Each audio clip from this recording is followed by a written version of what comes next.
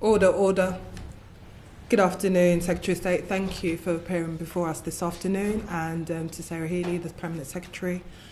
Welcome to the Housing, Communities and Local Government Select Committee.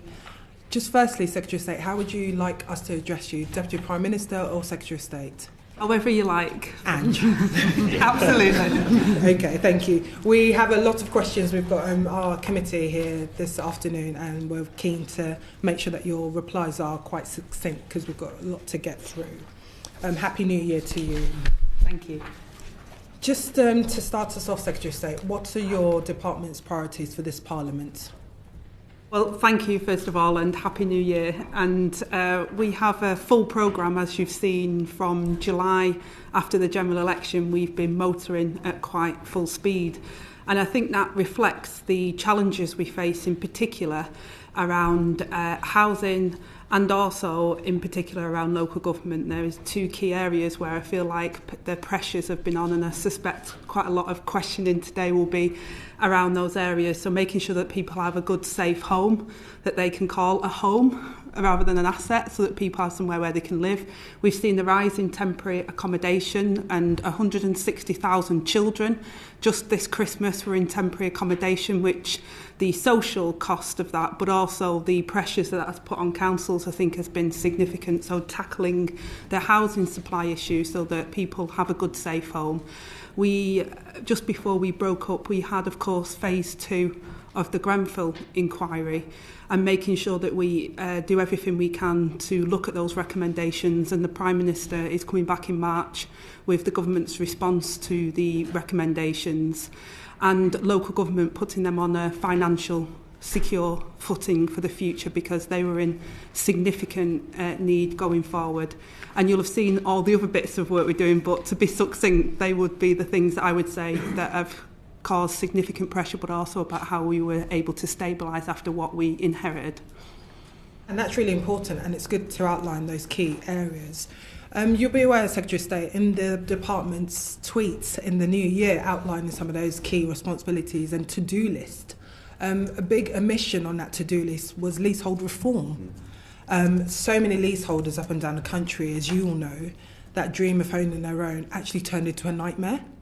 When will leaseholders see reform coming forward, or will they have to wait yet another year before anything's done on that? Well, Chair, thank you, and you're absolutely right. Leasehold has been a significant problem, and it's a problem we inherited. There was work done on leasehold reform from the previous government, but there were big gaps within that bill which were quite complex. We brought forward, as part of His Majesty's King's Speech, a number of legislation, including on leasehold reform. We want to make sure we're moving at pace. We want to take that forward as quickly as possible, but we also want to make sure that there isn't unintended consequences, because there are a few gaps within that legislation currently that could cause problems. I think during the previous Parliament, the Shadow Housing Secretary, who is now our Housing Minister, raised a number of issues, in, for example, that it wouldn't even impact on flats. So there is importance to making sure that we're able to influence that legislation and bring common hold as the default position. Just on that, Secretary of State, when will leaseholders actually see that legislation implemented by the House? Because I think, again, so many leaseholders didn't have a peaceful or joyful Christmas because they were worried about what charges are going to come through their doors. They were worried about the fact that some of them are still living in properties with unsafe cladding. They were worried about the insurance premiums that continue to go up every year. So just in terms of the timeline, Deputy Prime Minister, do you have that? We want to do that within this year, bring forward the legislation. Where there's a number of things within that you say, like insurance, the remediation plan. We've done the remediation acceleration plan that we put forward and published. We're looking at insurance at the moment and doing a consultation exercise so that we can help people who are in those circumstances. And again, we're looking at aspects of the previous government's legislation around leasehold and how we can amend that, bring that legislation forward, but also move towards comprehensively going towards common hold as the default tenure. What would you say are the biggest funding pressures with respect to prioritisation and local government finance? There's a number of impacts on local government finance. I would say that children and adult services is having a significant impact on local government finance. I would say that obviously temporary accommodation is having a significant, and homelessness is having a significant impact on local government finances, and that we've been doing quite a lot of work to try and address some of those pressures. So we've put a real terms 3.5% increase for local government. We're moving towards multi-year settlement for local government, which will help them stabilise their finances, and trying to ensure that we get ahead of the problem. The problem that we seem to face, and it's the same with homelessness at the moment, is we're spending huge sums of money on inappropriate accommodation because we can't front load the problem with supply. So the work we're doing to end Section 21 no fault evictions will hopefully stem some of the problems that we're seeing in regards to homelessness, but also the money that we announced just before Christmas to look at not just putting money in, but also about how we can reform the system to better make sure that we prevent homelessness and that we deal not only with the supply problem that we've got in the UK, but also about how we can put measures in place to mitigate people being homeless in the first place, particularly families. And that's good. And you touched on the number of children who woke up on Christmas Day just gone in temporary accommodation, but yet we have a situation where the government chose to freeze the local housing allowance, which in a sense helped a number of families not face homelessness in terms of evictions. The ending Section 21 is going to be a real game changer for many families, but where families are not able to keep up with the rent and there is now a freeze on the local government housing allowance, do you not feel that this will undo all the good work you're doing within your department? I do understand the question that you're making and the issue around the local housing allowance, but what we've tried to do is take a number of measures, including the supply, including supporting families with the work that we're doing with the Employment Rights Bill, money to families, supporting them against homelessness, ending Section 21 no fault evictions. There's a number of measures that we're trying to take to prevent homelessness and to ensure that we can deal with the root cause of the problem, which includes why we're spending so much, and there is billions of pounds being spent on local housing allowance. Is the real elephant in the room is that we just don't have enough homes, and we haven't been building enough social homes, and that's why I've made it very clear not that we need to just build 1.5 million homes, but we have to have the biggest wave of social and affordable housing for a generation, and we're determined to deliver that.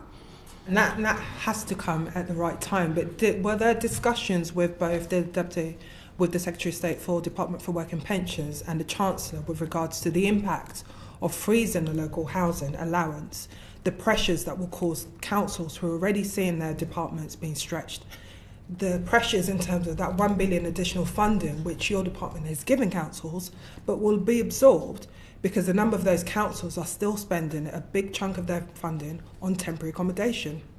We have discussions around Cabinet on a whole number of measures, as I outlined the work that we're doing on child poverty, for example. We have an interministerial group on that. The work that we've been doing on homelessness, again, we have an interministerial group on that looks across departments. The issue around children's services and special educational needs and disabilities, we've been working with the departments on that. So there's a number of measures. We know that these are very difficult decisions. We've tried to put extra funding in place, as I mentioned, around homelessness and supporting councils with the uplift of money this year, because the budget that we had to set and the inheritance that we got was so dire. It was about stabilising, and now it's about how we can support the initiatives going forward where we can help families, and we can, in the long run and the medium term, is deal with the supply problem, because the issue that we've got is there's a huge sum of money. If you look at the money that's going into homelessness, if you look at the money that's going into local housing allowance, there's huge sums of money, but it's not the resource that's providing the home, a permanent home that people desperately need. And then until we build those social housing, then we're not going to be able to solve this issue. No, and until we build the social housing, families need somewhere to live now. By freezing a local housing allowance, more families may find themselves being evicted because they cannot pay their rent. Just lastly, Deputy Prime Minister, was there an equality impact assessment carried out before that decision was taken to freeze the local housing allowance? Well, again, there's a number of measures that were taken at the budget, not just the local housing allowance, but a number of measures, including the work that we're doing on renters' rights and other things that can have an impact on it. So it's not just as simple as looking at what's happening over here. There's a number of measures that can impact on family income, that can impact on housing, that makes that really difficult to offset. You can look at one thing in isolation, but there's a number of other measures within the budget that can help and assist. As I say, we've put a huge cash injection into local authorities, a 3.5% real terms increase, as well as money into homelessness, as well as more money into social care, and also the measures we've taken for councils to keep their full right to buy receipts and other measures that have been taken across the board as part of that budget that we hope will stabilise the situation. I acknowledge the crisis that we face in housing. I acknowledge the pressures, stabilisation, but then move to make housing supply the number one priority. And that's why we've been really quite vocal about what we said before the election around planning reforms, around making sure we build these homes. And I'm determined that we meet that target, which is a difficult target to meet, but the whole cabinet are working with us to make sure that the whole government will achieve the 1.5 million homes target, because we know that even with that, so for example, 1.5 million homes, we know there's 1.3 million people on waiting lists. That's just council waiting lists, let alone everybody else who needs a home. So this, even with this target, it is a dent in what is a housing crisis that has developed over a significant period of time, and we're going to make progress on that. Thank you. So there wasn't an equality impact assessment before that decision was taken?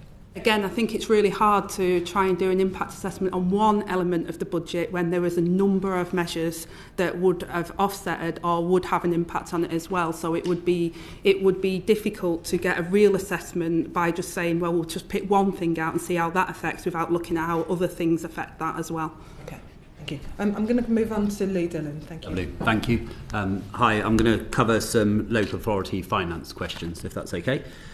So the first one is around funding settlements, and I think we're all accept that the 1 year funding settlement for next year is welcomed by local councils. But in your manifesto, you spoke about multi-year funding settlements. You spoke in your introductory remarks about the impact and pressures on local councils. So quite simply, why not give them multi-year funding settlements from next financial year onwards? Why delay it until future financial years?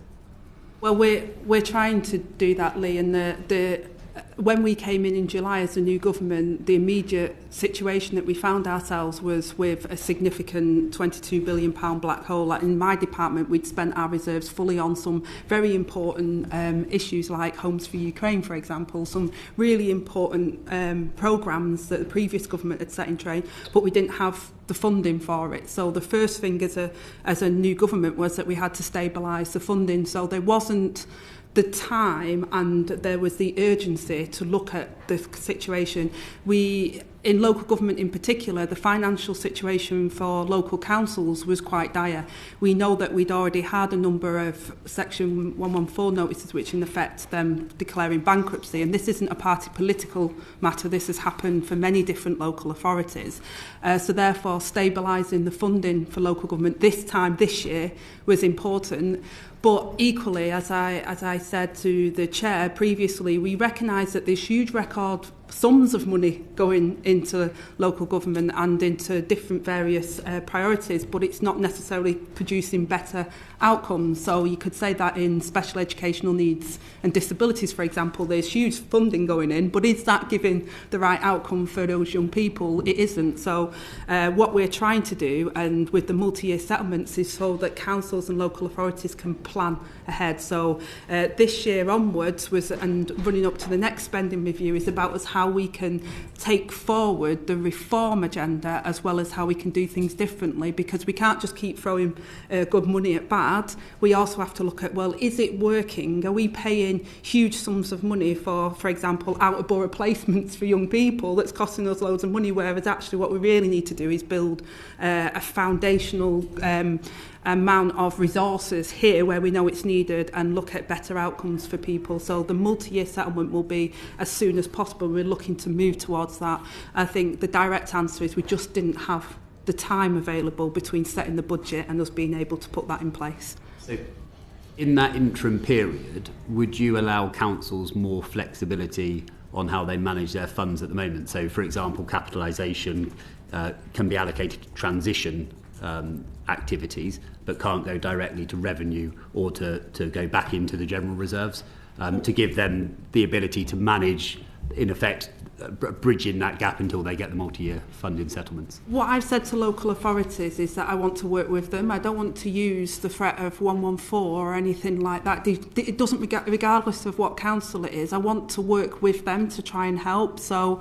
what we've tried to do is, again, the first thing I said I wanted to stop is all these little pots of money like Dragon's Den approach. Well, you can bid for this and you can have a little bit over here, is to try and pool it so that local authorities, I believe local councils know what the local need is. I believe that they want to provide good services for their local area, so trying to get them to be able to utilise that and to use every mechanism they can to deliver those services locally. We're definitely looking at how we can support councils. I want to see all councils to see this government as working with them. I come from a local government background, a significant number of years in local government. I know the work that they do. They do a huge amount of work, loads of different things, and it has changed significantly over the last 30 years, and they're trying desperately with less to deliver more when demand is going up. So we are working with local authorities to help them and to work with them to deliver those services that they want to deliver.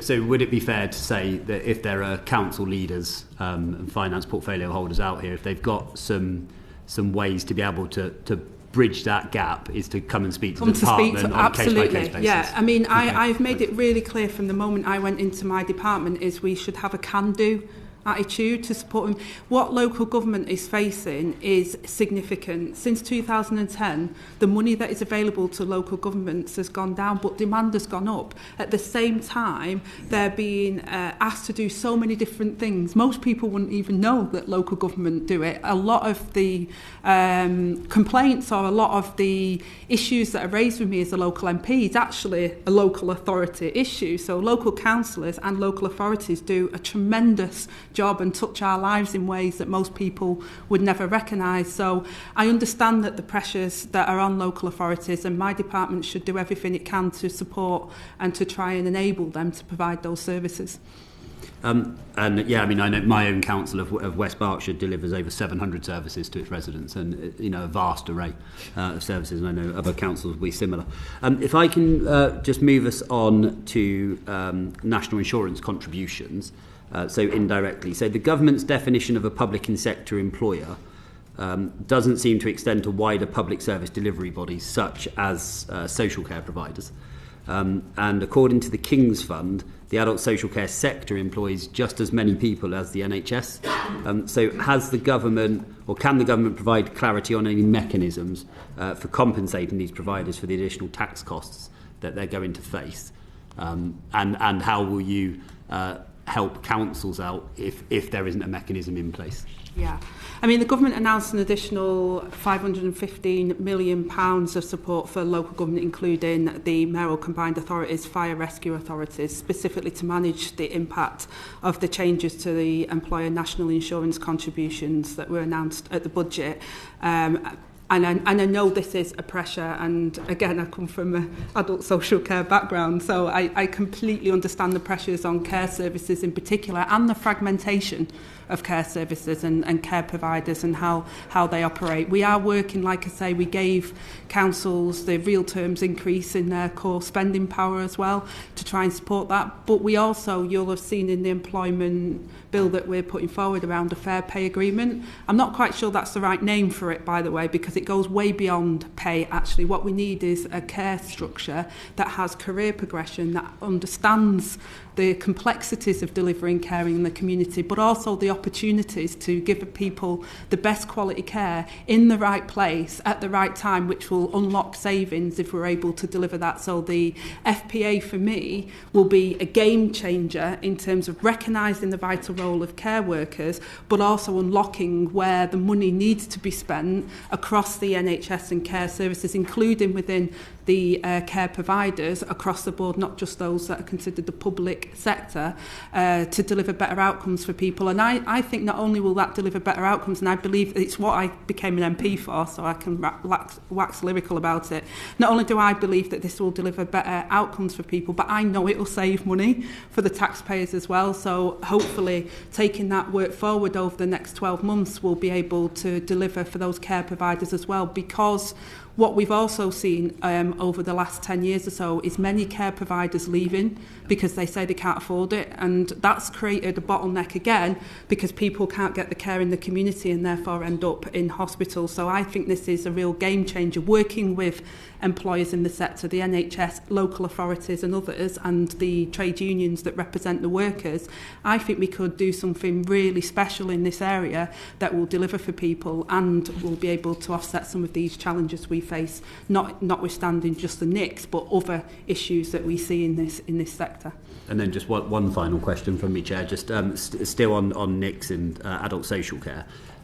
When the NICs rise was considered, a bit like the impact assessment on LHA, was there any impact assessment done on adult social care in particular and the pressures that the NICs rise would put on that service, given how important it is for the whole NHS model to have a functioning social care market? I think the way I would answer this is that we know that there were pressures, not least just the NICs pressures we knew, but also the changes within the national minimum wage, for example, through the Low Pay Commission and the work that we did there. We know that there's pressures, and therefore that's why the extra funding, both that the Chancellor announced through the budget, the £550 million extra funding, but also the uplift that we gave to local authorities and the work we're trying to do to give local authorities more unring-fenced money so that they can then plug the gaps that they see in their system at the moment, and then also not just that, but give local authority the opportunity to look at reform as well, because they want to deliver good services. They just haven't got the opportunity at the moment to really drive some of that innovation.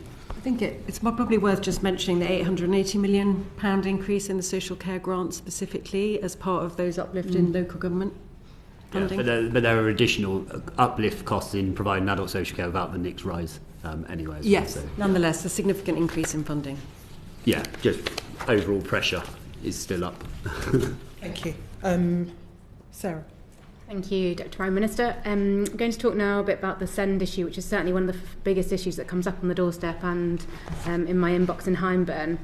Starting off with, what are the government's plans for the broader reform of SEND and adult social care funding, given that the sort of current levels seem unsustainable in what's being spent by local authorities to provide these services when the demand just keeps going up?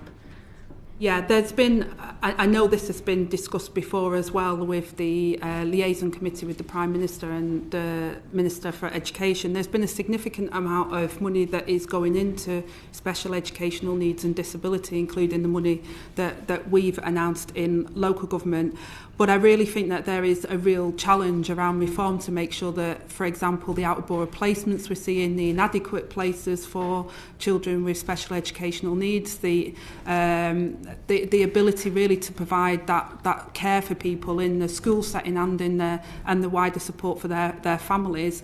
There is a lot of work that we're doing with the Department for Education and others to make sure that we can work with the NHS as well to deliver a better service and to talking to parents. And I think anyone who's watched Prime Minister's questions over the last couple of months across the whole House, so again it's not a party political issue I'm making, across the whole House this has been recognised by members of Parliament, so we're hoping we can work together to really try and address the problems, because whilst we're putting more funding in and there's record levels of funding going in, I don't think we're getting the best value for the young people who desperately need their needs to be met, and we're not meeting their needs early enough, and they're being let down by the system at the moment. So there's a real drive across the government departments to deliver that change as well.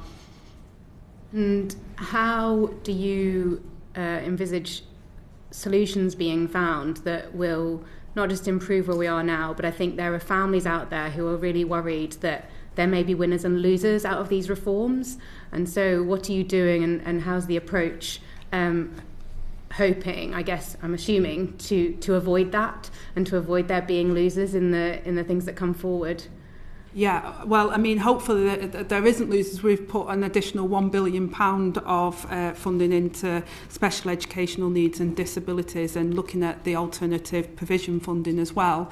And I think it's fair to recognise that one size doesn't fit all, and that's the frustration that young people, even with a label of a particular disability, might present in very different ways. Neurodiverse young people have different challenges. So how we can make our education system, our health system, and all of how that impacts on young people will have a real impact on their quality of life and their outcomes for them. So I think the most important thing for us is making sure that young people get the support they need very early on in the system, and that we're able to break down some of those barriers. So, for example, young people trying to get access to CAMS now, the waiting list is so severe. Speech and language therapy services, they're really difficult to access. If you want to get an assessment for your child, I mean, it's like getting the Holy Grail, getting an EHCP plan now, and even when you get one, does anyone recognise it? So it's so frustrating for families who are at this crisis point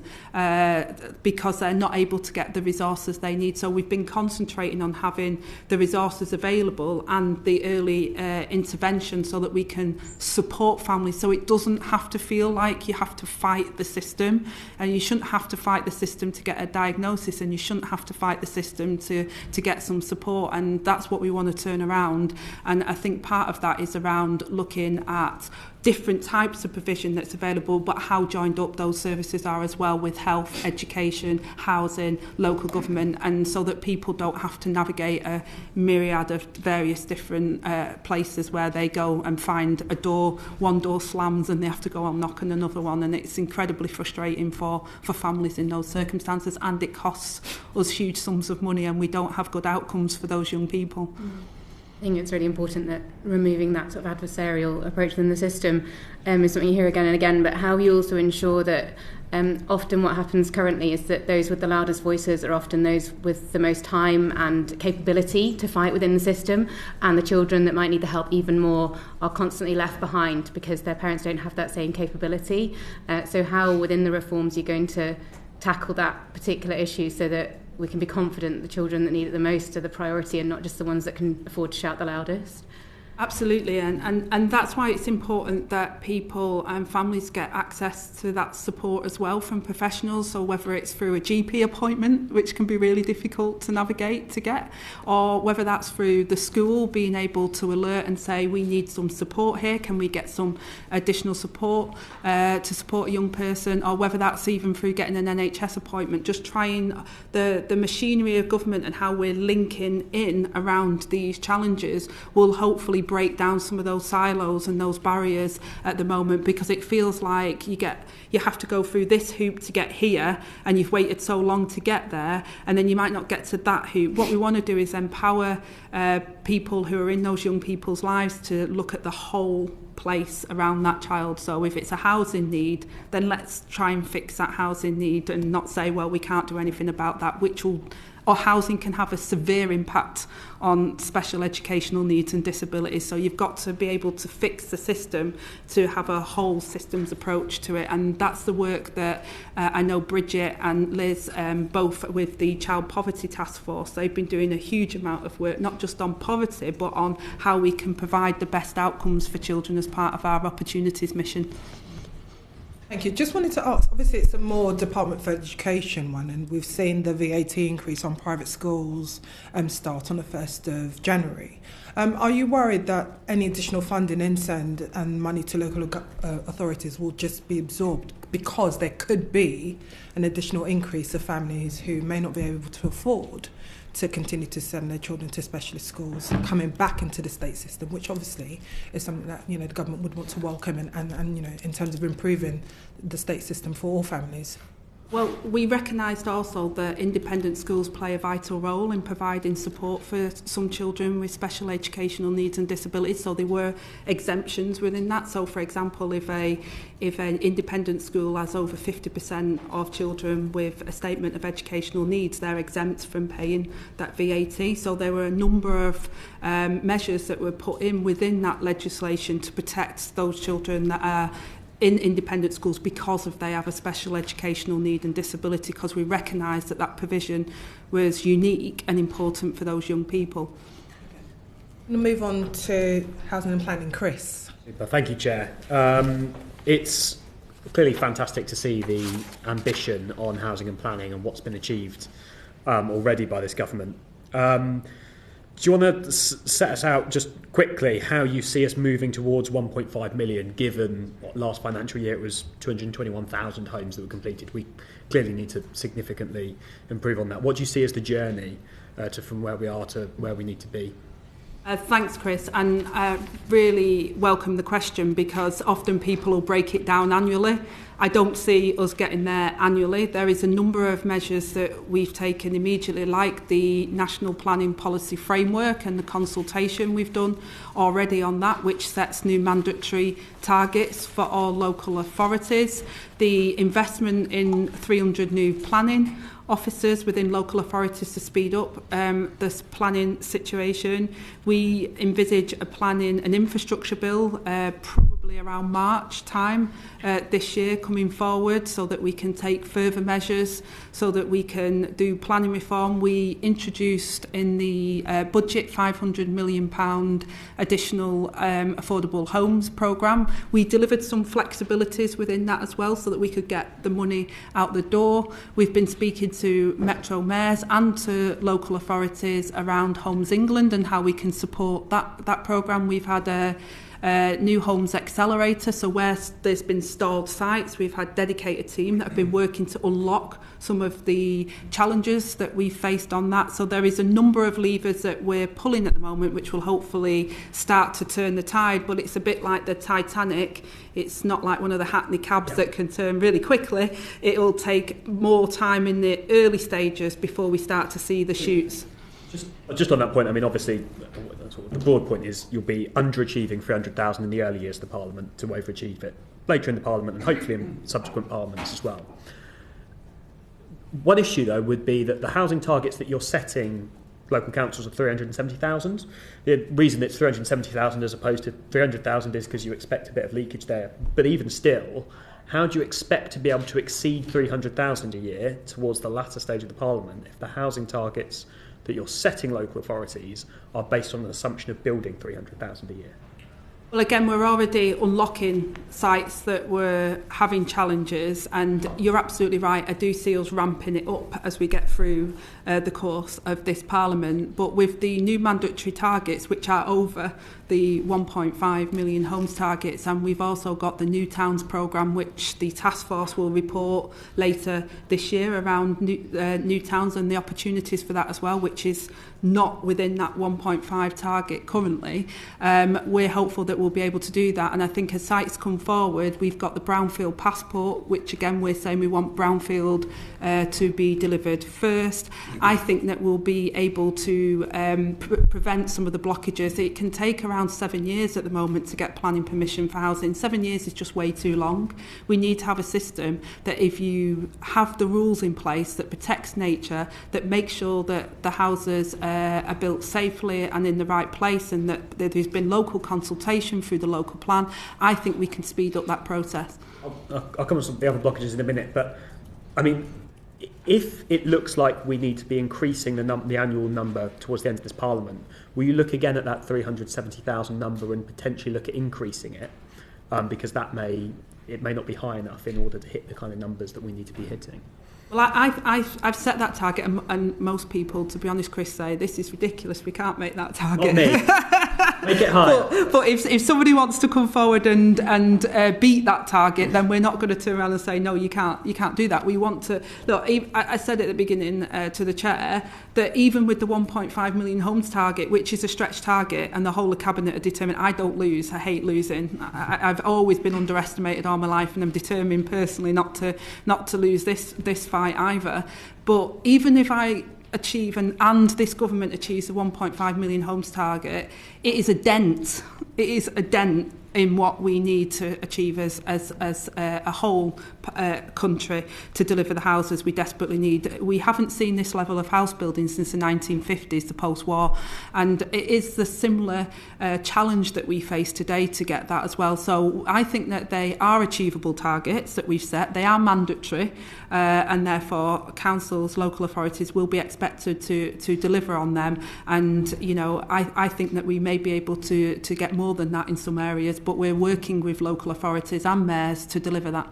I'll come back to that point specifically in a second, but just briefly, you touched on the extra planning officers and 300 extra that we're putting in. When I speak to local authority leaders across the country, they say, not blaming anyone specifically, but given the challenges of local government finances again this year, they're not sure that they're going to be able to sustain their planning departments as it is.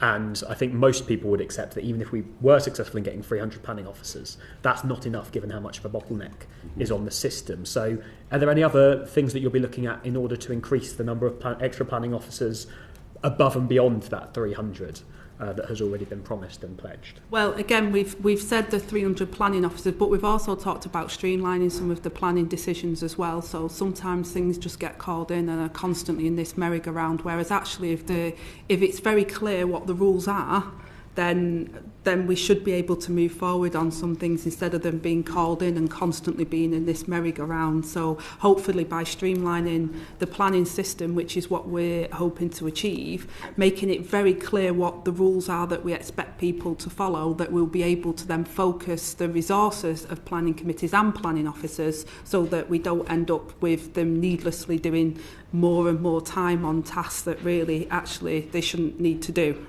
So, for instance, the fact that we want all local areas to have a local plan should simplify the role of planning officers, because if it's within the local plan, then it should get planning permission, and so the whole sort of process should be more streamlined, which is why kind of we think it's possible to do it within the capacity, but obviously keep it under review as we sort of go through meeting the 300 planning officers commitment. Super. So, final question. I mean, look, if you speak to most people across the country and you ask what the biggest objection to new housing is, it's that the new housing, one of the biggest objections is that new housing isn't going to come with the infrastructure that's required. Now, look, if the system's working right, if you've got a good local plan in place, as everywhere should, you can get a lot of the infrastructure put in place with new housing developments, the schools, the GP structures. If you've got good planning officers, good council teams, good local plan, it's entirely possible to achieve that. I think one of the worries I have, and this might be particularly relevant given the area I represent, is if you're one of those places that's not just building the homes that's required for your local area, but also dramatically expanding, dramatically growing. Milton Keynes has built 3,000, but there's lots of other places across the country that are growing in population. Sure, your new housing estates can build the GP surgeries, the schools, but there's much bigger infrastructure projects. A hospital is often the key example, but there's other things as well, which can't be funded by that as well. It needs to be funded by central government. Now, in those places that are growing quite quickly, are you having conversations across government departments to ensure that those extra bits of infrastructure, like hospitals, for example, are going to come alongside that extra expansion? Well, let me first of all acknowledge that. And I think, I've always been frustrated by the NIMBY-YIMBY sort of argument. I don't get that, because I think nearly everyone in this country knows a family member who's got a housing need that isn't being met, a daughter or a son who can't get on the housing ladder, or somebody in temporary. Everybody knows somebody, or an elderly relative that wants to downsize but can't. So everybody understands the need for buying the houses. I think for building the houses, I think we've won the argument. I think the rightful challenge and what's happened in the past is houses have been built, but the infrastructure, whether that's through 106, not getting the infrastructure that was promised from developers, or whether that's, as you say, government not providing the infrastructure that's needed. So the short answer is yes, I'm having those conversations, because actually the buy-in that we need from the electorate when we build these homes is that they have to see that infrastructure is going alongside it, and there is cross-government work on this to make sure that where we do have those housing, that we've put extra resources in to ensure that the 106 notices, that we hold developers to account, we get the best divest from those 106 notices as part of that planning deal, but also that as a government we're also looking at GPs, hospitals, dentistry, and we know there are already pressures on those areas, but making sure that the schools and other facilities are built as part of that, and the transport and connectivity is with that as well. So the short answer is yes, but I also want to acknowledge the premise of the question, because I think it's a really important one that you raise, and that's where often there is a genuine frustration from people and members of the public who say, hang on a minute, I'm not in my backyard. I've got genuine concerns there, and this is what's happened, and that's why we've got to make sure that that infrastructure is critical, as well as the target of 1.5 million homes. Thanks. Yeah, and just want to come in on build-out rates, really, and just look, I absolutely support your ambition for 1.5 million new homes, and I want to see us build more, and I wish you all the success in achieving it. I don't see any evidence that suggests that we will hit that target by the end of this Parliament. I mean, I've got a strategic site, we've got an emerging local plan. The planning inspector has accepted that the build-out rate, there will be no completions until 2030-31, and that will be 60 a year. Because of that, the inspector has now required smaller sites to go into the local plan because they can be built out quicker, but won't have the infrastructure gain that a strategic site has. And so that's just one example, and will be replicated across the country. And so if you're going to be lower on your housing completions at the beginning of the Parliament, to get to that 1.5 million, you'll have to build more at the end of the Parliament, and then you'll need the workforce to be able to build that as well. And I just haven't seen a clear enough explanation, to be honest with you, from the government on how we will get to that 1.5 million, apart from it being an aspirational target. I think, like I say, there's a number of things we've done, like the New Homes Accelerator to unblock sites. There's been issues around nutrient neutrality and nature offsetting, which again, we're coming forward with the planning and infrastructure bill later, in the spring, to make sure that we can address some of those issues as well.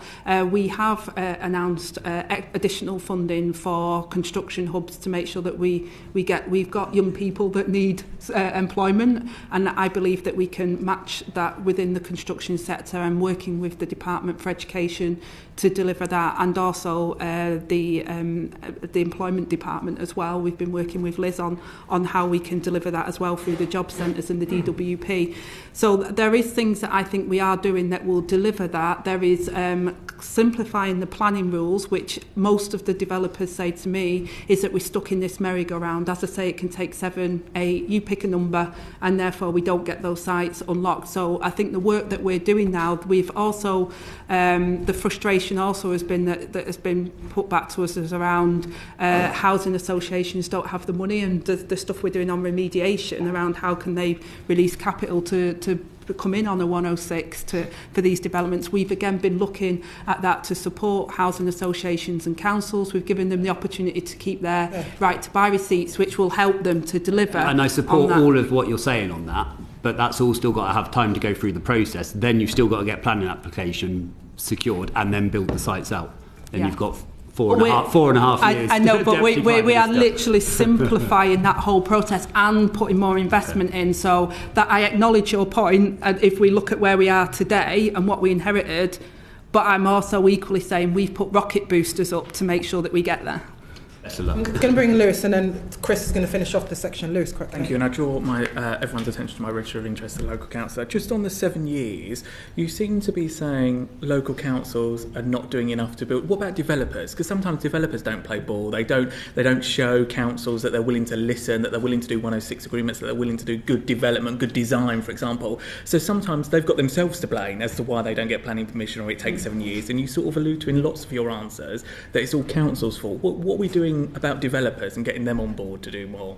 Well, Lewis, first of all, I'm not saying that councils are the problem. Planning can get stuck and bogged down, and that's the acknowledgement, and I think that's just a fact. If you look at what's happening, that's what happens, and that's why clarity to the system is important, but also making sure that you hold developers to account. I think I alluded to that with the 106 notices, and making sure that we've got a dedicated team within my department that will work with local authorities to hold developers to account on that as well. And we're also supporting small developers as well. So we have huge developers that are in the business at the moment, and we want to encourage other small and medium developers to come into the field and support them to make sure that they can also develop in areas as well. So there's a number of measures we're taking to try and there's a carrot and a stick approach to this, Lewis. There's the carrot that says, look, we're going to streamline planning, we're going to make it clear so it's not subjective, so that you're not bouncing around. But equally, I expect you to hold your feet to the fire on that you're delivering on your 106 notices, you're building the houses that people need and not what you think you can get the biggest profit for, and that we'll work with those developers to deliver that, but they have to follow the rules, but we will set the rules and we'll make them very clear.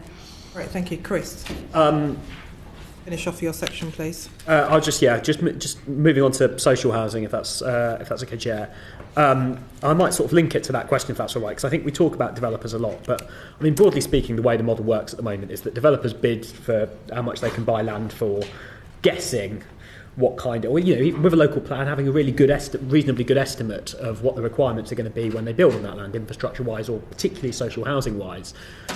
That sometimes works. Sometimes then you could have a massive inflation in costs, and they try and wiggle out of those commitments. And there's a massive asymmetry on information, and housing developers are obviously trying to maximise their profit margins. They've got a duty to do so, and councils are arguing back, and it gets very messy. And often you can get in a situation where there's this trade-off that is then created, where either developers, suddenly it's not feasible for them to build a project, so we get held up, we don't hit our housing targets, we don't get our building starts, or you don't get enough social housing built, and we sort of end up in the worst of both worlds.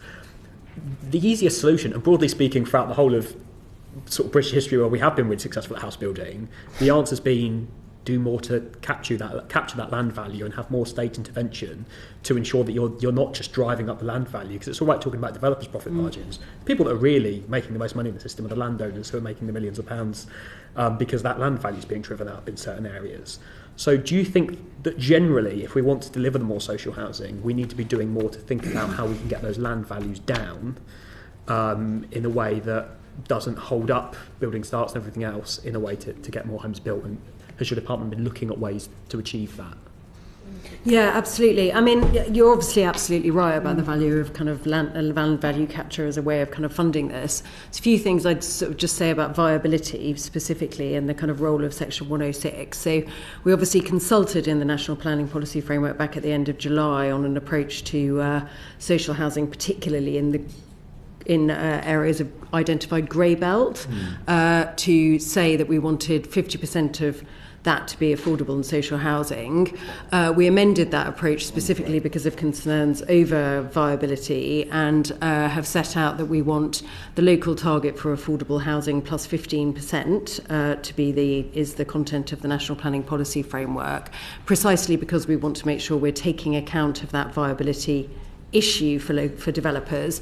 And what we've said is that we are going to come out with much more tight guidance about the way that viability is assessed, because as you say, we end up in these sort of debates between developers and local authorities, and in order to get the housing built, we end up agreeing for lower amounts of social and affordable housing than actually we think is kind of able to be built. And we think by tightening up that guidance, we'll be able to try and kind of constrain some of that and make sure that those arguments end up a bit more sort of balanced and only take account of viability issues when they're genuinely the case.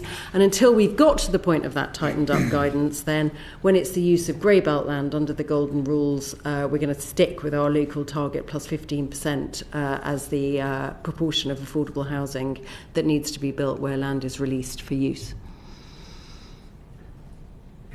But I mean, outside of that, is there anything else that you think should be looked at? Yeah, I mean, we'll obviously be looking, particularly when we come to things like new towns, about how we can make absolute best use of that. We've also obviously consulted on reforming compulsory purchase orders as well, in order to try and make sure that we can get hold of land where it's particularly strategically important. Okay. Thank you. The only other thing on the social housing one is obviously your predecessor had a target of 30,000 new homes, Secretary of State. In terms of the issues that you outline in terms of homelessness, in terms of people on the waiting list, how are you going to make a dent in that if we don't have a figure and a target for how many new social homes are going to be built by this Parliament. Yeah, I appreciate the challenge, Chair, but the reason why I haven't put a target other than we will have the biggest wave of social and council homes of a generation, the reason I haven't put a target on it is because, first of all, every government has failed to meet the target that they've set, but equally, as the Permanent Secretary just described just in that last answer, there's a number of different permutations. So depending on the local plan, which I'm not in control of because it's a local plan, they will identify the areas of land that could be used, and then depending on the area of land that could be used and the land value and other factors dependent upon how many social and council homes you can get from it. But what we will do is set out clear, like we have with the golden rules for the release of grey belt, what we think people should be delivering as part of that, so that we do get those numbers, but it very much depends on the land and the local plans on how many of them are delivered through which programme. So it would be foolish of me, without having those local plans, to even then the try minimum and, level, Secretary of State. Well, I think the minimum level is that I've said the biggest wave of social and council housing for a generation. So I mean that's quite a big target. I don't want to fall below where we've been in the past. I want to way exceed that. But the challenge and the reason we've put the golden rules in, and the reason that we've put so much resources into making sure that developers don't whittle out of their obligations under 106 notices, is so we can, and giving the councils their full right to buy receipts and the more additional money into affordable housing programme, is all about making sure we can deliver more social housing. But it would be ill-advised to, with all those moving parts, to try and give you an exact definitive figure, because it would be impossible. I could just go and then maybe I might reach it. Thank you. Nishaba. Thank you, Chair, and thank you, Deputy Prime Minister, for being here today, and also for recognising some of the big challenges we face around not only with the housing crisis but homelessness more generally. Just on that, what has the interministerial group on ending homelessness achieved so far? Well, we put a additional significant amount of funding, so there's an increase to £233 million of funding, nearly £1 billion of additional funding for homelessness and rough sleeping. What was announced at the budget, and also a £10 million emergency support package to protect rough sleepers, and we know we've had a particularly cold spell over the last couple of weeks.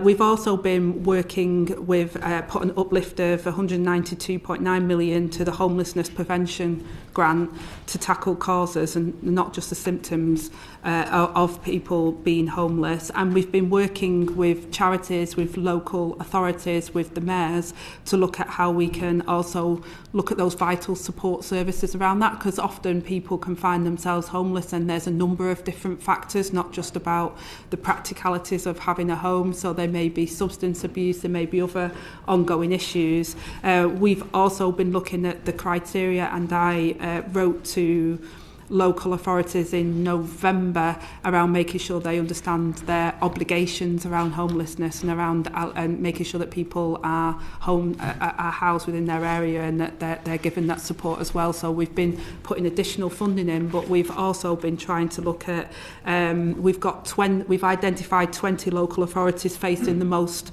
acute pressures for B&B as well, for temporary accommodation. So we've been looking at emergency accommodation reduction pilots as well with them, to test their innovative approaches to kickstart new initiatives of how we can prevent homelessness and how we can support people back into homes that they can feel safe and secure in. As I say, one of the things that really, on a personal level, impact on me is in my role as Secretary of State, I've visited over the Christmas period a number of the homelessness charities and spoke to those that work in the sector, and just that figure of 160,000 children being in temporary accommodation just makes me really upset, because it's not just the fact that they haven't got a home, it's also, it has an impact on all of their life chances, and therefore trying to look at innovative ways of how we can support and prevent homelessness is something that I've not only as me as Secretary of State, but also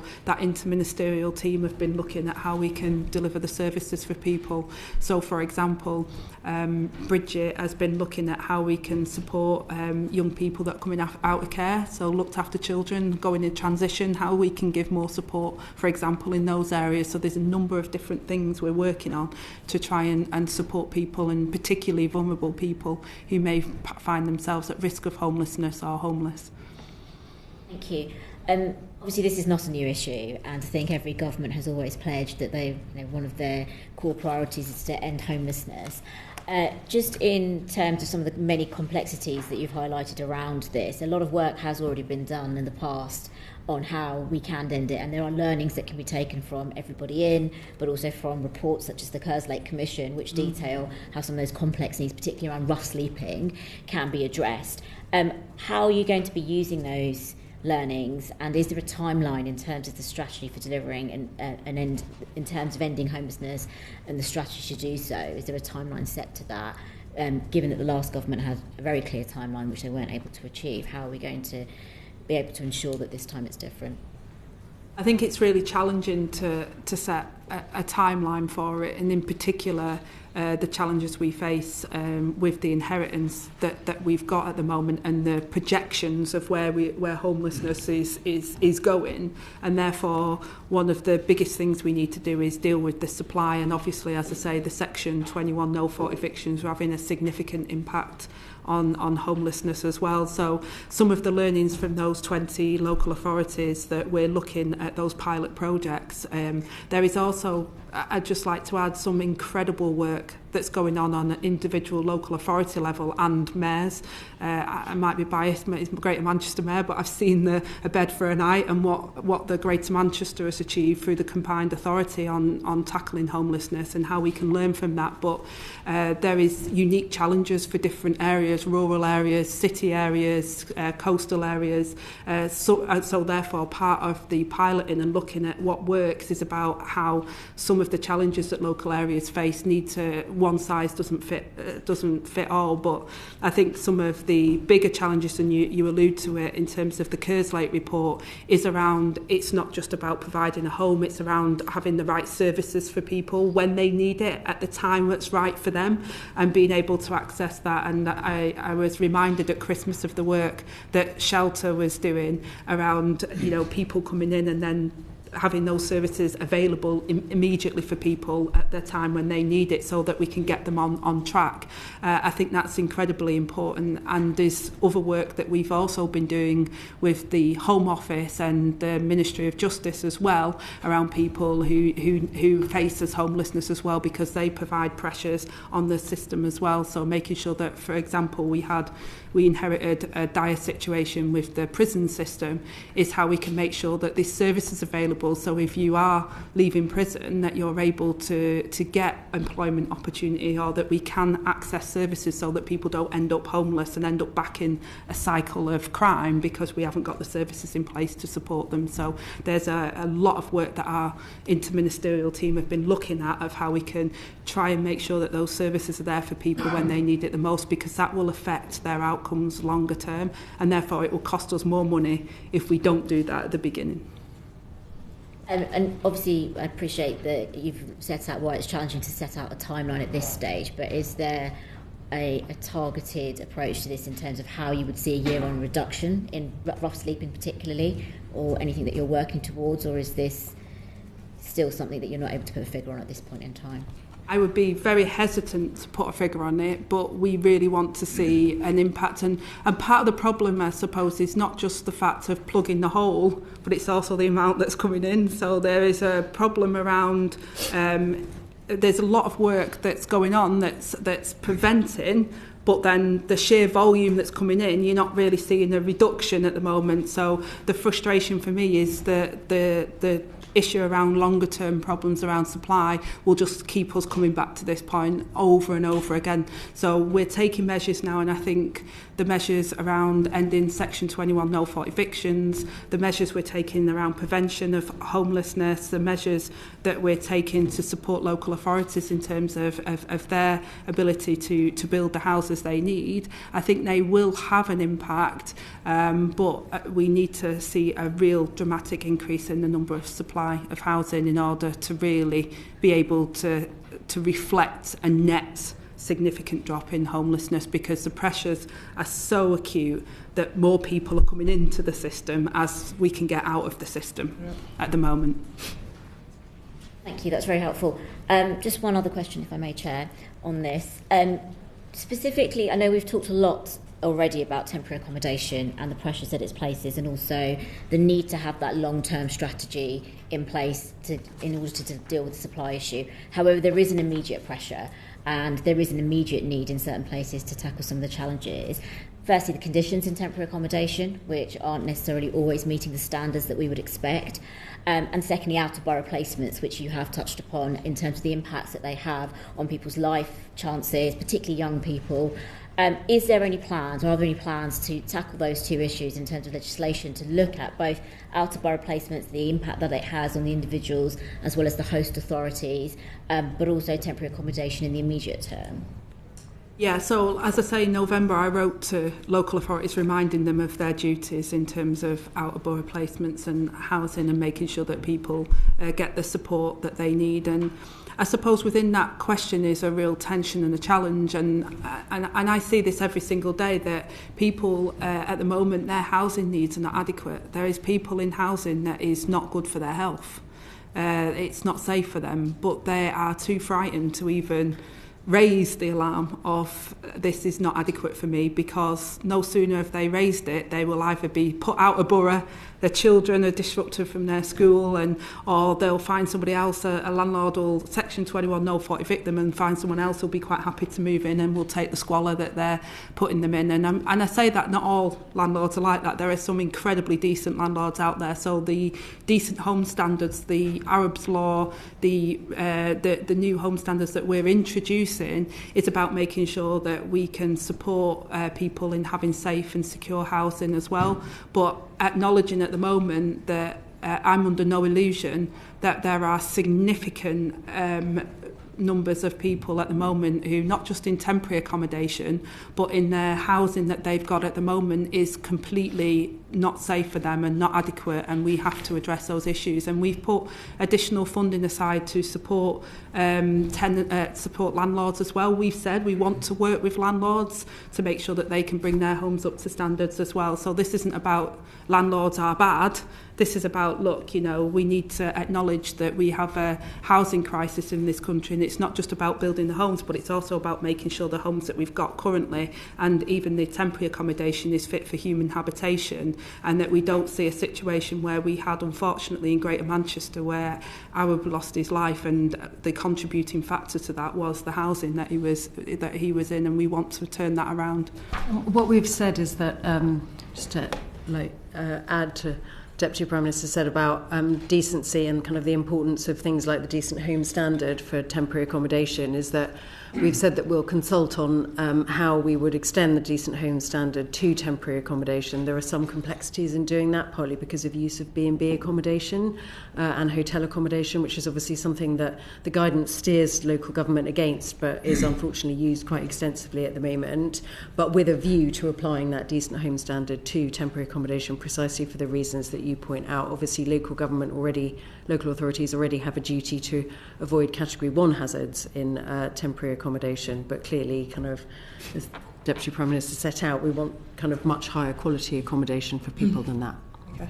Just one very final follow-up. Is there anything going to be done to discourage out-of-borough placements, particularly where you see people being sent hundreds of miles away from their original, their family network, their friends, or their original authority? I think we already sort of set out that local government should avoid out-of-borough placements except when absolutely necessary, and kind of that's what Deputy Prime Minister's letter sort of underlined and emphasised.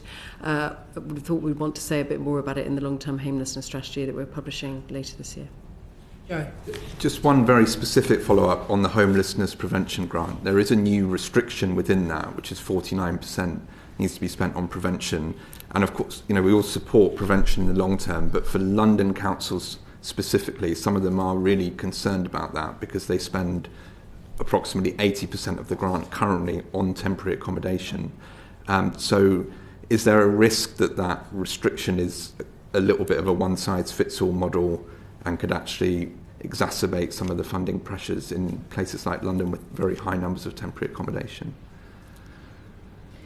Well, I mean, it is true that clearly more of the homelessness prevention grant has been being spent on temporary accommodation in recent times than we would want to have seen to be the case. We want it to be spent upstream rather than downstream. We have looked at the distribution of the homelessness prevention grant to try and target where there are some of those extra needs which you talk about in London, and I know from many of my conversations with chief executives and officials across London councils just how sort of serious those pressures are. It's not the only funding that's spent on temporary accommodation. Kind of some comes out of core council funds, which obviously we've put extra money into as well. But we always remain sort of open to discussing particular issues that councils are experiencing, as DPM said earlier, in terms of kind of pressures that they're experiencing or problems that they've got, and looking at how we can help with that. But clearly, until we can get funding to be a bit more upstream and less downstream on homelessness, we're simply going to see increased numbers in temporary accommodation, and children in particular, where we know that's a specifically severe problem in London.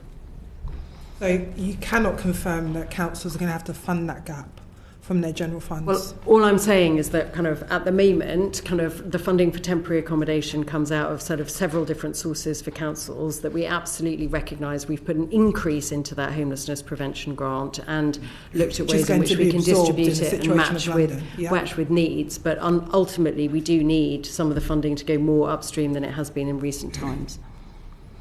Continue on your point, please. So I wanted to move on to remediation. Obviously, this year will be the 8th anniversary since Grenfell Tower, and the National Audit Office recently estimated that we still have they estimate 60% of buildings have not yet even been identified. And the Remediation Action Plan obviously puts new targets on speeding that up. How exactly can we speed up this identification? Because if we don't know what the buildings are, obviously you can't even then move on to the very lengthy phase of actually remediating them. Yeah, and I totally acknowledge that point. More than 7 years after the Grenfell tragedy, the remediation has begun or has been completed on only 48% of those buildings that we've identified, and that's why we felt it was completely unacceptable and that we needed to have a plan which is now covered by, I think, 95% of those developers and those people that are responsible will be part of the remediation acceleration plan, to make sure by the end of this Parliament that all those buildings that we've identified above 18 metres will have the remediation completed. And we're also looking at the buildings that are under just over 11 metres as well, with unsafe cladding, and making sure that they're on a path to that as well. Otherwise, the landlords will be liable for severe penalties as part of that. We're also looking at how we can identify those buildings as well, and people coming forward. There's a piece of work that we're trying to do with the looking at the land audit, etc., and trying to make sure that people do come forward, so that we do have a understanding of how many buildings that are currently that we think that are not in the programme at the moment that actually could be in need of this remediation. At the moment, we don't have a true figure. It could be, I think, up to 7,000. Yeah. And once the buildings have been identified, the next thing in the remediation plan is around forcing action. And one of the big frustrations that people have is this buck passing between developers and freeholders. Obviously the issue of what leaseholders will face versus others. And the scale of this is huge. It's millions of people around the country. So I'm just trying to understand, if we sped up the identification, will government consider taking a much more hands-on approach to actually forcing action, because the plan says that this will be considered, but doesn't really then say how we'll actually knock heads together to actually get these buildings finally into a decent state? The short answer is yes, and I will consider bringing legislation forward. We believe that we will need further legislation from the phase 2 of the Grenfell report, and we're committed to making sure that we do everything we can to meet those targets that we need to meet to ensure that people feel safe and that remediation happens. So if we can't knock heads together, then we do need to make sure that we take action. I have met with the main developers and people involved in the housing sector. I've also met those various different organisations that are responsible for building safety as well, to look at where there are potential gaps, where it's like trying to pin blancmange to a wall, and where people are trying to get out of it, and how we can clarify that and then take action. There has already been extra support given, and local authorities have started to take serious legal action against those that are not remediating those buildings, and we've been supporting the action, and we have not taken anything off the table in terms of bringing forward more legislation if it's needed. The previous government introduced quite significant legislation regarding this after the Grenfell tragedy, and it's just for me it's shocking that we're still in a position today where thousands of buildings have still got this unsafe cladding, and people are going to bed at night every night in buildings that need that remediation, and the same people that want to build the houses now want to say, well, it's not our responsibility, and I don't accept that, and I've made that very clear to them that I expect them to do everything they can to make sure that they do that. And like I say, at least 30 developers have signed up to, that's covering 95% of the buildings, to make sure that we have that remediation completed before the end of this Parliament. And conscious of time, sorry, just to switch topics to elections briefly, does the government recognise the risks of potential foreign funding in our political system and a general lack of transparency and accountability around money in politics, and when might we expect some action on this? Well, yes, we were looking at this in opposition around how we can make sure that elections are transparent and that funding and donations are transparent within our system, and we continue to look at that and making sure that we have the systems in place that people have confidence in. The one thing I would say is that I think in all of the reports we've had in the past, that in terms of electoral fraud is very, very, very, very minor, and therefore we want to enfranchise people into exercising their votes, and we've looked at voter ID as part of that and supporting that process, but equally we want to see transparency in the process of where donations come from, and people are very clear about that and that the rules are followed. Do you know when we might see legislation or a bill on this? Or? Well, it wasn't within the King's Speech this time, because I think you'll have noticed that quite a lot of the King's Speech legislation was in my department this time, and just to say a huge thank you to all of the civil servants and the ministers and everybody else that's been working with us on what the task we took on since the election. But I certainly would want to do that as soon as possible, certainly before the next general election, so people are very clear and have confidence in our electoral system and in the transparency, and that people can exercise their right to vote. I get frustrated that people feel disconnected from politics and politicians. I want people to be engaged with that process and to have confidence in our political system, and that's what we'll be hoping to achieve. Thank you. I just wanted to bring in Gagan just back on planning. Thank you, Chairman. Just Secretary, thank you for attending this afternoon. I've had a correspondence from George, one of my constituents, who's disabled, and they want to talk about future-proofing your planning. They're wheelchair users. The question they've asked me to pose to you is, how many of the new homes that Labour plan to build will be wheelchair accessible? In London, 10% of all new builds must meet the M4 in brackets 3 wheelchair standard. Will the Secretary of State roll this 10% quota to the rest of England so more wheelchair homes are built? Second question, given the huge shortage of accessible housing, will the Secretary of State be implementing Section 36 of the Equality Act and Schedule 4 and bring them into force? If so, when? I understand that they're very technical questions. I'm happy for you to write back to me, but I did want to acknowledge George did write to me. So.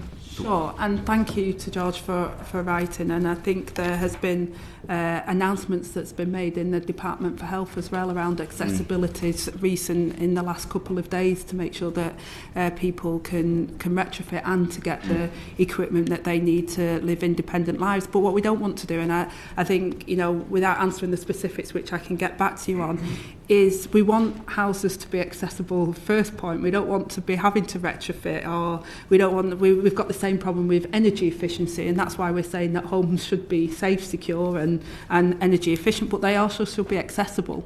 So there is a lot of things that we could do, which actually, if we're doing them up front as we're looking at the planning stage, that actually will impact. And you touched on accessible housing in terms of, I think I mentioned earlier as well, around people who maybe want to downsize, but there isn't the ability for them to do that at the moment. I think there's a high demand on bungalows. I think if we could build more bungalows, people would be very, very happy. But I do think sheltered accommodation and supported living as well, there's not been the resources put into that as well. So we're looking at how we can support through housing associations, through local authorities and with developers about building mixed tenures. And it comes back to my point I think I made to Lewis before, or it might have been Lee, about how houses are built for not about what the profit could be, but actually about what is the need in their area and having much more focus on that. So stretching the 106, making sure we comply with that, but making sure that local authorities and local housing providers have the resources they need to match the demand that we have in the areas, and that if we're building homes, we should be trying where possible to future-proof them so that we're not creating these problems that we find in older buildings that are difficult to retrofit. Thank you. I'm just mindful of time. If we could keep the replies a bit more succinct. Just on that, Secretary of State, you'll be aware that the predecessor committee had a report, an inquiry on disabled people in the housing sector. We still haven't received a reply to that, so it'd be helpful if we could get, as a committee, get a response to that. I will chase that, Chair. Thank you. Moving on to devolution, which we had a number of questions on, but we'll focus on some of the things that maybe aren't talked about as much. So firstly, a lot of the devolution deals that have happened so far have been in metropolitan areas, but obviously the opportunities going forward are a lot more sort of shire areas and county areas. So can you just tell me a bit about what you see as the greatest challenges and the greatest opportunities for devolution in those more rural and sort of disparate areas? Yeah, thank you. And I think that the main thing for me is I want to see not a patchwork of devolution. I want to see the whole of England to have devolution deals. I've been really upfront about that, and I want to see collaboration, and I've said that. I said it at the Local Government Association at their conference, and I've said it to local authorities. I don't want to pitch them against each other. I want them to collaborate. And this is the issue that we've also said around unitarisation and looking at how we can get the best and most efficient, but also the landscape and the economy of scale to devolve more powers to areas. So it's not a local authority footprint, so transport, connectivity, skills, employment, these are big chunky central government powers at the moment, that actually if we could get more devolution and more combined authorities and a mayoral model where there's a seat around the table of the Council of England where they'll be there, then actually I think we can make an incredible difference to ordinary people's lives, because people don't go on about their council much. They don't, their footprint of their life isn't around, I just stay, take mine for I just stay in Tameside. We move, we work into Manchester or into Oldham, and the bus and the family connections and the jobs connections are much more bigger footprint than that. So for me, having devolution across the board is what I want, and what I've tried to do is match that ambition by the paper we're bringing forward on devolution is about how we can give more powers, and we can show that actually by having that strategic approach, looking at how you can combine and collaborate together, you can deliver better outcomes in your local areas. So it's not about taking powers up, it's about bringing powers down, but having the economy of scale to really deliver those outcomes for people locally. And do you see any sort of more specific different challenges for those more shire areas than we've seen maybe so far in some of the more metropolitan devolution deals? I think so, but I also see some really good opportunities. So, for example, local healthcare.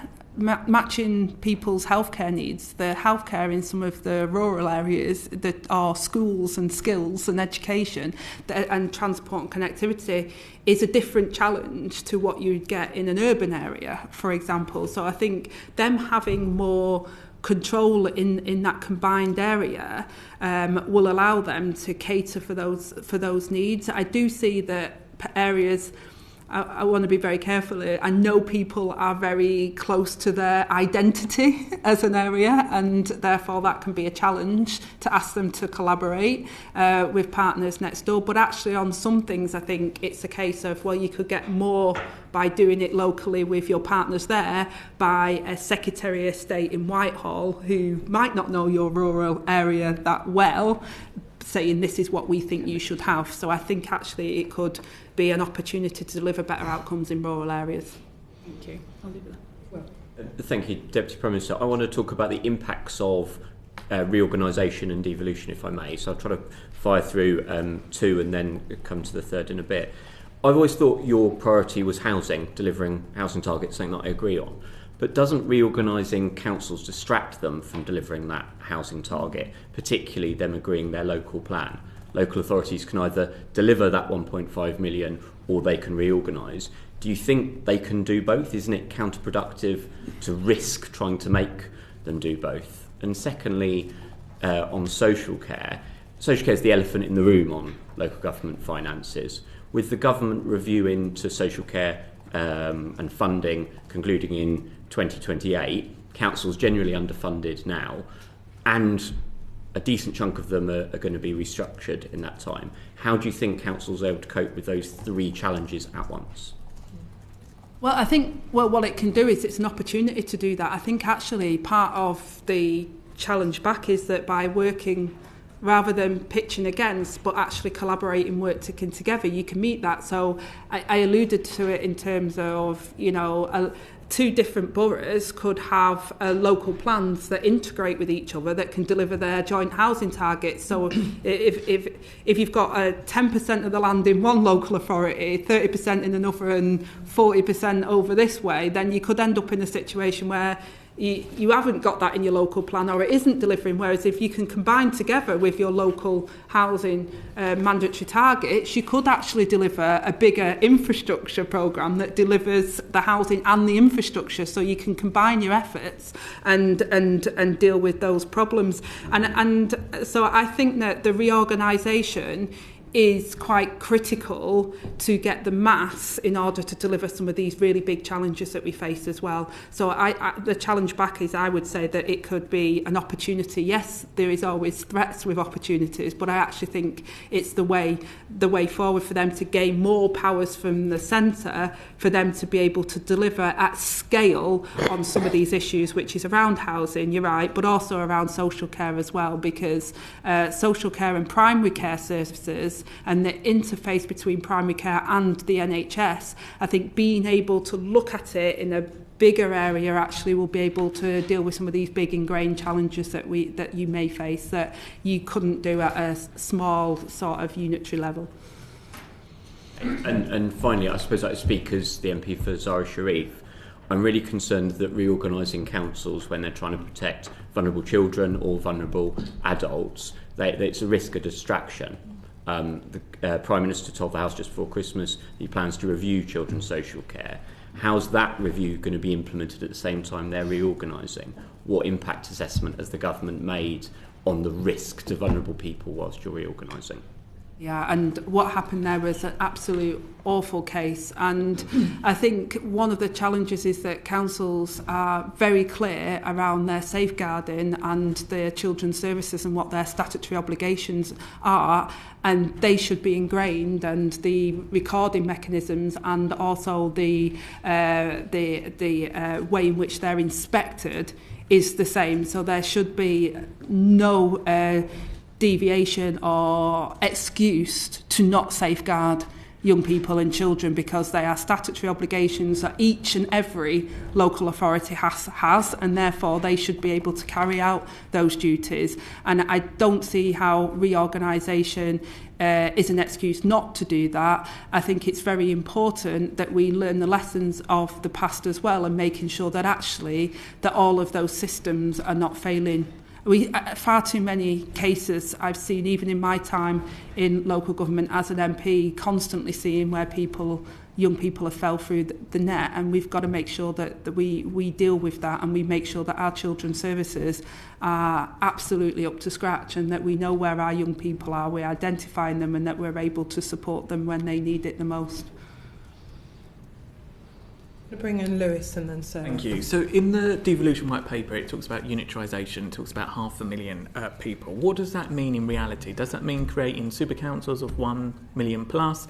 Does that mean creating councils of 200,000? Can you just tell us your thoughts around how fixed that 500,000 is?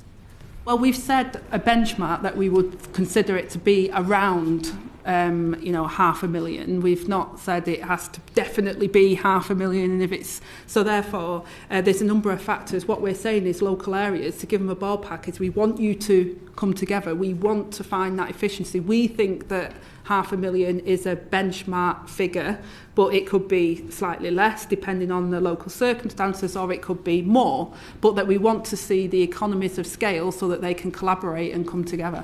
What does slightly less mean? Does that mean 300,000, 350,000? Well, not really, no. We've said 250,000, we've said 500,000, but if a local area came to us and said, right, well, we've got these district councils here, and we want to come together, and we think that this is the right area for us, and this is why we think it, because we can deliver on education, we can deliver on social care outcomes, etc., etc. These are the benefits of it, and this is the geography of why we've come together to collaborate. We're not going to say, well, actually, no, we think you lot know nothing.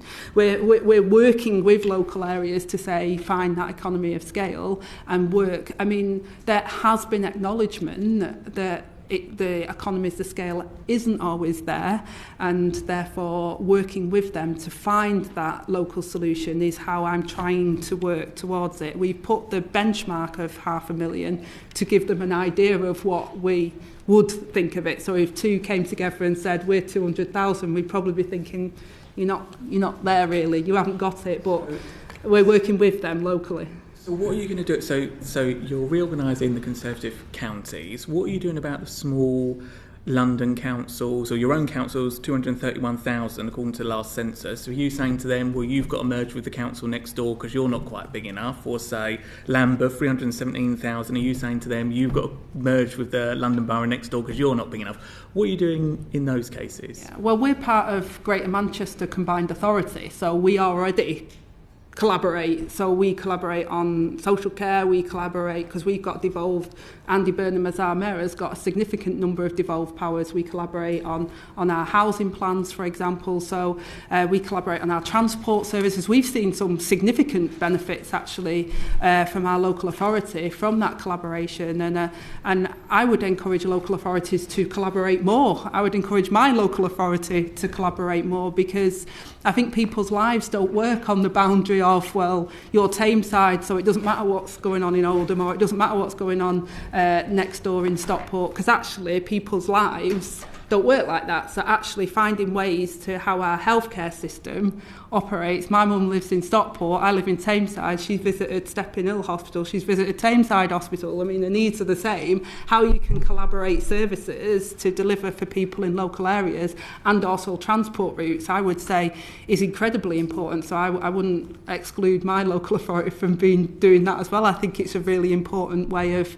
safeguarding and delivering the better services for people. People's lives don't work off local authority boundaries or district council boundaries, but what we're trying to do with reorganisation is deliver the size and scale to deliver quality public services for people at a local level that recognises that people's lives don't work off the demarcation of what we do in local government. So you will ask small Labour metropolitan councils to consider merging as well then?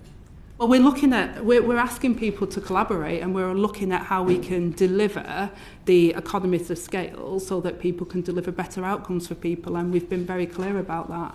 And collaboration is what I've said is a driving force of this government, not competition, not pitching one against each other. I know you use Labour and Conservative. I'm not in the business of doing that. What I'm trying to do is look at how we can deliver better outcomes. And in fact, as a Labour government, I'm trying to devolve more to local areas. And you'll know those local areas are not always Labour areas. I'm trying to work to deliver better outcomes for the electorate that have lost faith a lot of the time in politics being a driver for change in their areas, whereas what I would argue is devolution has unlocked change. Like, we've got better transport and bus systems in Greater Manchester because we've had devolution, so I'd say it's a win for people in their local area.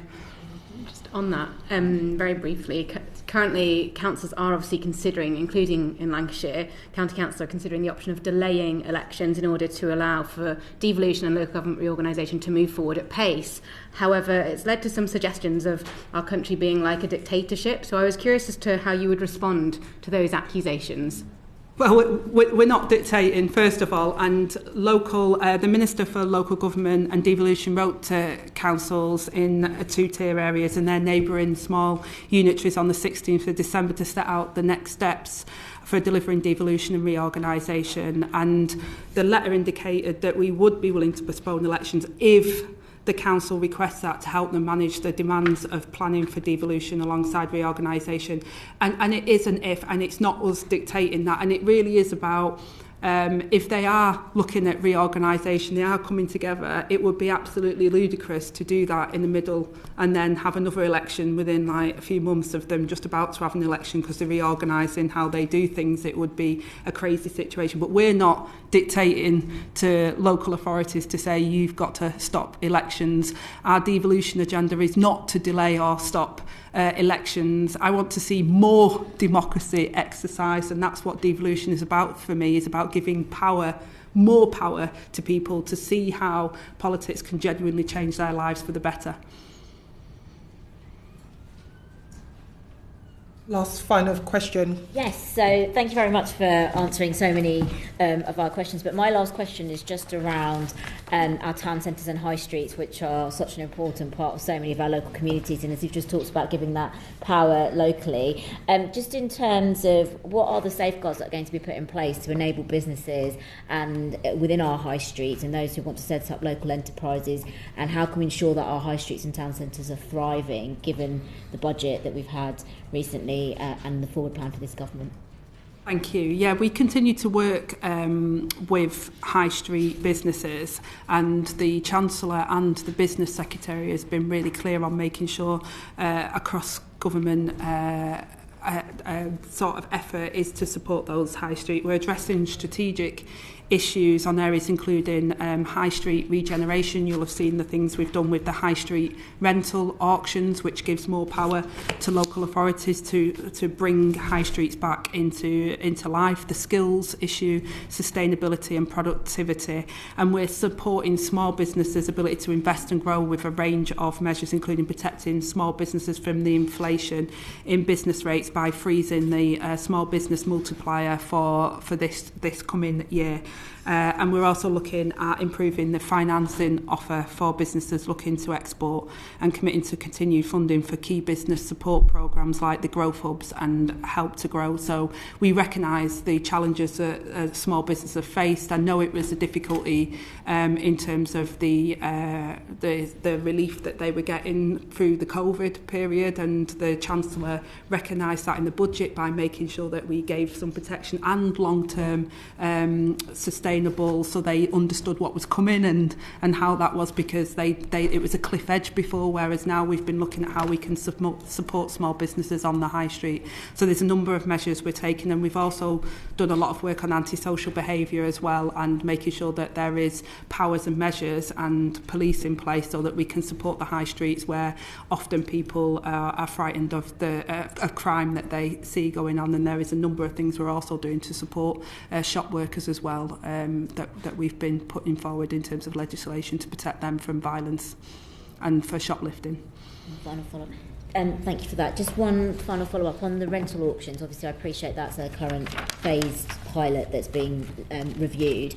At the minute, it doesn't necessarily give that flexibility around buildings that have been sat empty for a longer period of time as opposed to shorter. Will there be opportunities for local authorities to feed back whether it's working in terms of some of the challenges they're facing? Because, you know, if you've had a property empty for 1 year, then I think at the minute that offers a real solution. But if you've had properties empty for 15 years that could be really brought back into use, it's not quite there yet. I think the sort of purpose of doing it in that kind of rolling pilot kind of form is precisely because we want to get that kind of feedback, and obviously we're bringing forward further work on supporting communities later this year, and high streets will be a vital part of that because we understand how important it is to the success of towns and cities that people live in. So the English Devolution Bill also has the right to buy for valued community assets, and again that I think feeds into to that process as well. Thank you very much, Secretary of State, and thank you, Permanent Sec, for attending the Select Committee this morning, answering our questions. We look forward to welcoming you at future Select Committee meetings. I'll bring the meeting to a close. Order, order.